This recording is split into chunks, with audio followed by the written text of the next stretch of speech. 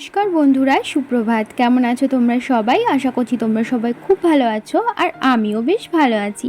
আমি সোমা, আর আমার ছোট্ট একটি চ্যানেল শখের পরিবারের নতুন একটি ভিডিওতে তোমাদের সকল বন্ধুকে অনেক অনেক স্বাগত জানিয়ে আজকের ব্লগটি আমি শুরু করছি। আজকের বারটি ছিল সোমবার, আর ঘড়িতে এখন সময় কটা বলো তো? এখন ঘড়িতে সময় সকাল 6:30। আজকে আমি সকাল সকাল রান্না বান্না করতে চলে এসেছি, কারণ আজকে আমার শাশুড়ি মা বাড়ি নেই। আমার দাদু শ্বশুরের শরীরটা গরমে প্রচণ্ডই খারাপ হয়ে গেছে, তো ওনাকে হসপিটালে ভর্তি করা হয়েছে। তো সেই কারণে আমার শাশুড়ি মা সেখানেই গেছেন আর কি। আমার দাদু শ্বশুররা কিন্তু অন্য জায়গায় থাকেন, মানে আমার দেশের বাড়িতে। তো যেহেতু হসপিটালে ভর্তি করা হয়েছে আর দাদুর শরীর খুবই খারাপ, তো সেই কারণেই শাশুড়ি মা গেছেন। তো সেই জন্যই বাড়ির সমস্ত কাজকর্ম আমাকেই যেহেতু সামলাতে হবে, তো সেই কারণে সকাল সকাল ঘুম থেকে উঠে না রান্নাঘরে চলে এসেছি। কারণ হাজব্যান্ড যেহেতু সকাল 8টা সাড়ে 8টার মধ্যে ও খেয়ে দিয়ে বেরিয়ে যায়, তো সেই কারণেই আর কি আমি বাসি ঘরদোয়ার ঝাঁট দিয়ে জামা কাপড় পাল্টে আমি কিন্তু রান্নাঘরে এসেছি রান্না করবার জন্য। আর কালকে রাত্রেই ভেবে রেখেছিলাম আমি সকালে উঠে কি রান্না করব। তো সেরকম বেশি কিছুই রান্না করছি না, করেছি ভাত, আর করছি ডাল ডাঁটা দিয়ে, আর করছি ডাঁটার শাক। কালকে রাত্রে শ্বশুরমশাই ডাঁটার শাক নিয়ে এসেছিলেন, তাই ভাবলাম ওই ডাঁটার শাকটাই রান্না করি।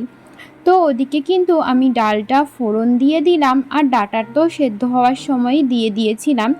আর এদিকে শাকটা করব, তো শাকের ফোড়নটা দিয়ে নিচ্ছি। শাকটা না আগে আমি একটুখানি হালকা করে সেদ্ধ করে নিয়েছি, তারপরে কিন্তু আমি শাকটা ফোড়ন দিচ্ছি পেঁয়াজ আর রসুন দিয়ে, আর দিয়েছিলাম শুকনো লঙ্কা, আর ফোড়নে দিয়েছিলাম কালো জিরে। তো তোমরা তো সবাই পারো শাক কীভাবে রান্না করতে হয়। মাছটা ভালো করে একটু লাল লাল করে ভেজে নিতে হবে। তারপরে কিন্তু আগে থেকে আমি যেই শাকটা সেদ্ধ করে রেখেছিলাম সেই শাকটা দিয়ে দিলাম। এখন ভালো করে কিন্তু শাকটা ভাজা ভাজা করে নেব।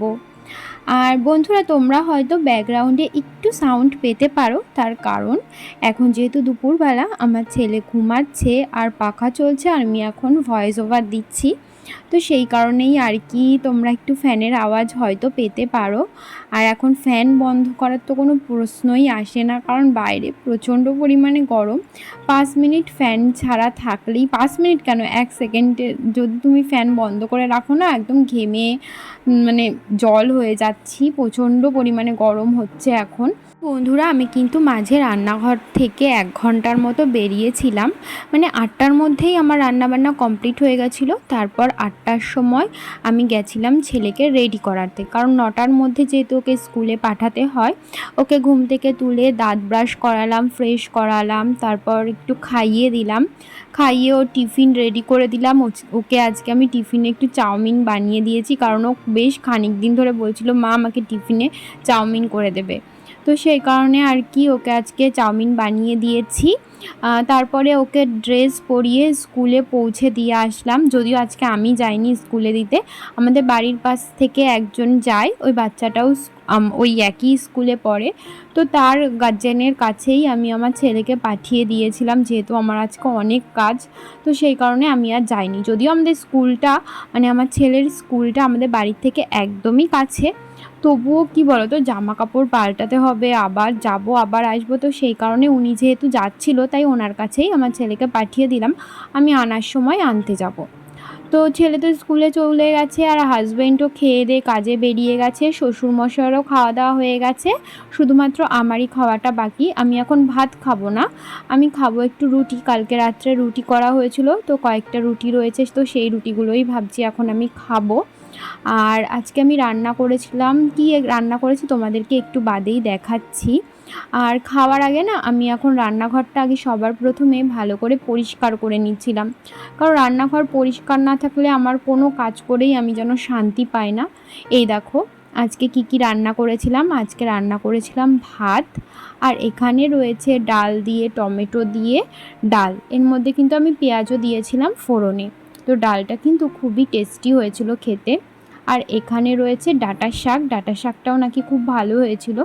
আসলে আমি খেয়েছি, কিন্তু আমি না মুখের কোনো স্বাদ পাচ্ছি না কয়দিন ধরে। আর এখানে আমি নিয়েছি রুটি আর মাংস।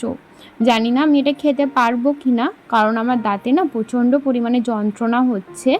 মানে আমার আক্কেলমারির দাঁত উঠছে, তো সে কারণে প্রচুর যন্ত্রণা হচ্ছে। তো আমি 2 দিন ধরে কিছুই খেতে পাচ্ছি না। তবুও মানে খিদে তো পাচ্ছে, কিন্তু আমি কিছুই খেতে পাচ্ছি না, খুব কষ্ট হচ্ছে, ঢোকও গিলতে পারছিলাম না। তো যাই হোক, রুটিটা খেয়েছিলাম, কালকে রাত্রে একটু মাংস ছিল, রুটি ছিল, তো সেটা দিয়ে আমি রুটিটা খেলাম খুব কষ্ট করে। তারপরে আমি এসেছি বাসন মাজতে। রান্নাবান্নার পর দেখতেই পাচ্ছ অনেক বাসন বেরিয়েছে, সেগুলোই কিন্তু আমি মেজে নিচ্ছি। সকালবেলা ঘুম থেকে উঠে আজকে আমার বাসন মাজতে হয়নি, কারণ কালকে রাত্রেই আমি খাওয়া দাওয়ার পর সমস্ত বাসনকোসন মেজে ধুয়ে রান্নাঘর পরিষ্কার করে রেখে তারপরেই শুতে গেছিলাম, কারণ জানি আজকে সকালে সমস্ত কিছু আমার নিজের হাতে একার হাতে করতে হবে। তারপরে ছেলেকে স্কুলে দিয়ে আসা, নিয়ে আসা, সমস্ত কিছু যেহেতু আমাকেই করতে হবে, তো সেই কারণে কালকে রাত্রে আমি যতটা পেরেছি কাজ এগিয়ে রাখবার চেষ্টা করেছি। তো বাসনগুলো আমি মেজে নিচ্ছি। আর এই হাঁড়িটা হচ্ছে আমার ছেলের দুধের হাঁড়ি। এই হাঁড়িটা কালকে রাত্রে আমি ভিজিয়ে রেখেছিলাম, কালকে আর মাজিনি। তো আজকে আমি এখন দুধের হাঁড়িটা ভালো করে মেজে নিলাম। সমস্ত বাসনকোসন আমার মাজা হয়েই গেছে, এখন আমি বাসনগুলো এক এক করে ধুয়ে রেখে দেব। বন্ধুরা, তোমরা যারা এই পর্যন্ত আমার ভিডিওটি দেখলে তোমাদেরকে জানাচ্ছি অসংখ্য ধন্যবাদ আমার ভিডিও দেখবার জন্য। আর আমার ভিডিও যদি তোমাদের কোথাও ভালো লেগে থাকে, আমার ভিডিওটিতে একটি লাইক করে দিও, আর কমেন্ট করে কিন্তু অবশ্যই জানিও আমার ভিডিও তোমাদের কেমন লাগছে। আর আমার ভিডিওতে যদি তোমরা কোথাও ভুল দেখতে পাও, অবশ্যই কিন্তু আমাকে জানিও, আমার ভুলটা কিন্তু তোমরা ধরিয়ে দিও। তো যাই হোক, উপরের কাজকর্ম আমার সমস্তটাই হয়ে গেছে। উপরে কাজকর্ম গুছিয়ে রেখে আমি আসলাম নিচে এসে এখন বাসি বিছানাটা তুলছি। সকাল থেকে বিশ্বাস করো আমি বাসি বিছানাটা তোলার একদমই সময় পাইনি, একটার পর একটা কাজ করেই যাচ্ছিলাম। আর সত্যি কথা বলতে আমাদের ঘরটা যেহেতু নিচে, আর রান্নাঘর সমস্ত কাজকর্ম যেহেতু উপরে, তো সেই কারণে না সবসময় উপর নিচ করা হয় না। যদি এক জায়গায় সমস্ত কিছু হতো, আমি হয়তো এক ফাঁকে এসে বিছানাটা তুলে নিতে পারতাম। আর বারবার এতবার যে আমি সিঁড়ি দিয়ে ওপর নিচ করি দিনে, রাত্রেবেলা যখন বিছানায় শুই না, পাটা এত পরিমাণে যন্ত্রণা করে যে কি বলবো। দিনে মনে হয় 30 থেকে 40 বার আমার সিঁড়ি আপ ডাউন করতে হয়। তোমরা হয়তো বিশ্বাস করবে না, এটাই ঠিক। আমি ধরো উপরে রয়েছি, নিচে ধরো গেটে কেউ আসলো, আমার আবার উপর থেকে এসে গেট খুলতে হবে। মানে এই টুকটুক করে যে কতবার আমার সিঁড়ি আপ ডাউন করতে হয়, যদি কাউন্ট করা হয় 40 কি তারও বেশি হয়তো হয়ে যাবে। বিছানা তুলে রেখে আমি চলে গেছিলাম স্নান করতে। আর স্নান করার আগে কিছু জামা কাপড় ছিল, সেগুলো কেচে তারপরে আমি স্নান করেছি। আর স্নান করে একটা ড্রেস পরে নিয়েছি, যেই ড্রেসটা পরে আমি ছেলেকে আনতে যেতে পারবো। নাইটি এখন পরলাম না, কারণ নাইটি পরলে আবার একটু বাদেই নাইটি চেঞ্জ করতে হবে ছেলেকে আনতে যাওয়ার সময়, তাই একটা নর্মাল ড্রেস পরে নিয়েছি। তো এই তো এখন আমি বারান্দায় চলে এসেছি জামা কাপড়গুলো মেলবার জন্য, যেগুলো আর কি স্নানের আগে কেচে দিয়েছিলাম। আর আগে যেই জামা কাপড়গুলো তুলে রাখলাম না, ওগুলো না আমি কালকে কেচে দিয়েছিলাম, মানে কালকে দুপুরবেলা। তো কালকে পুরোপুরি জামা কাপড়গুলো শুকিয়েছিল না, তাই সন্ধ্যা হয়ে যাওয়ার পর তুলে রেখেছিলাম। আজকে সকালবেলা মানে ভোরবেলা উঠে আমি জামা কাপড়গুলো আবার মেলে দিয়েছিলাম। আর এখন সমস্ত জামা কাপড়গুলোই শুকিয়ে গেছিলো পুরোপুরিভাবে, তাই এখন ওগুলো তুলে রেখে আর এখন ভিজা জামা কাপড়গুলো আমি আবার মেলে দিচ্ছিলাম এক এক করে।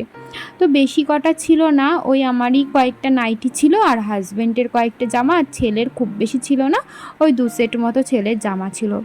তো বাইরে জামা কাপড় মেলে আমি কিন্তু চলে এসেছিলাম দেরি না করে পুজোর ঘরে, কারণ সকাল থেকে আজকে আমার পুজোটা দিতে অনেকটাই দেরি হয়ে গেল।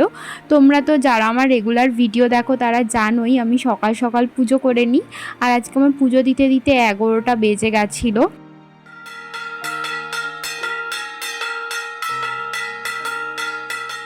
করে আমি চলে গেছিলাম ছেলেকে আনতে স্কুল থেকে। ওকে স্কুল থেকে বাড়ি এনে ওকে স্নান দান করিয়ে খাইয়ে দাইয়ে ঘুম পাড়িয়ে দিয়েছিলাম। তারপর বিকেলবেলা ওকে নিয়ে পড়তে গেছিলাম।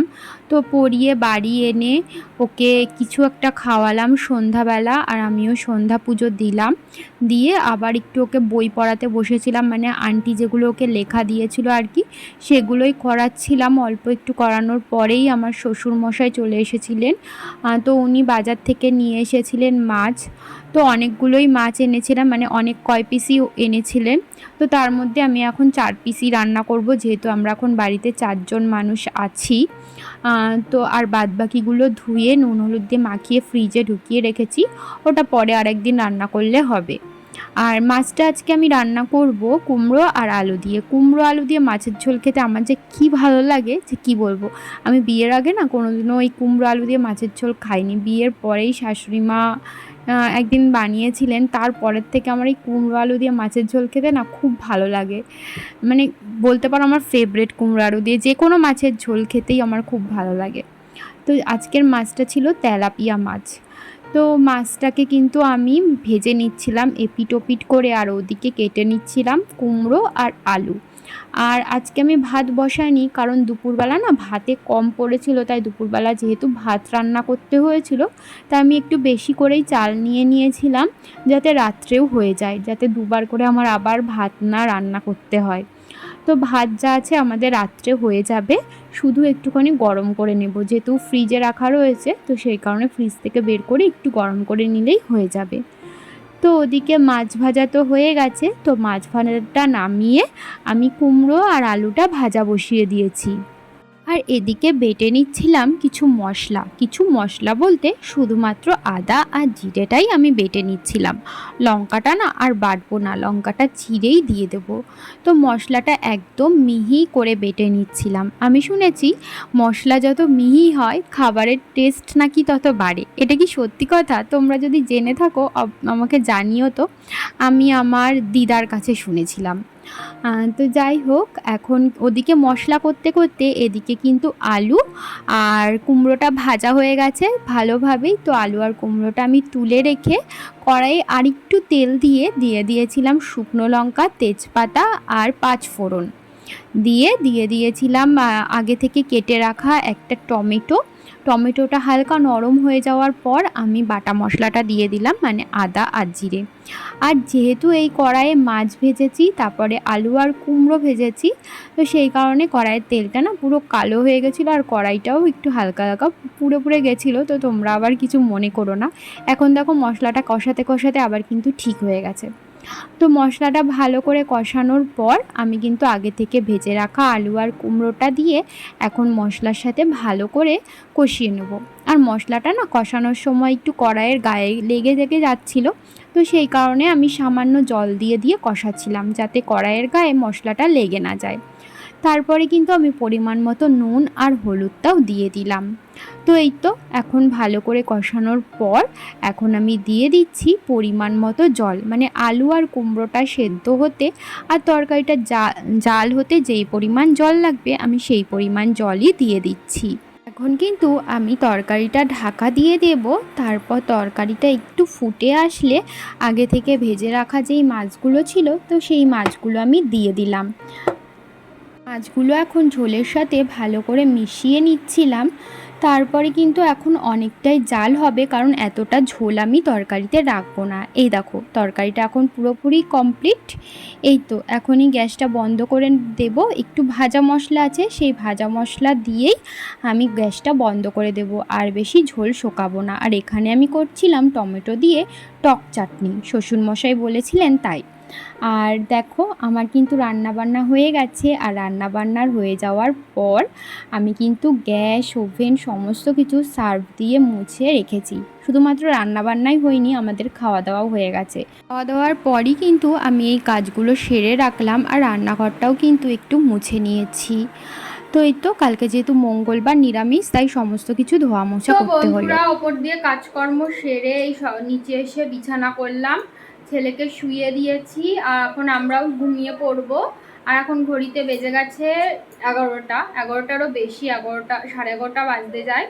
তাহলে চলো বন্ধুরা, আজকের মতো ভিডিওটা আমি এই পর্যন্তই রাখছি। তোমাদের সাথে আবারও দেখা হবে পরবর্তী ভিডিওতে।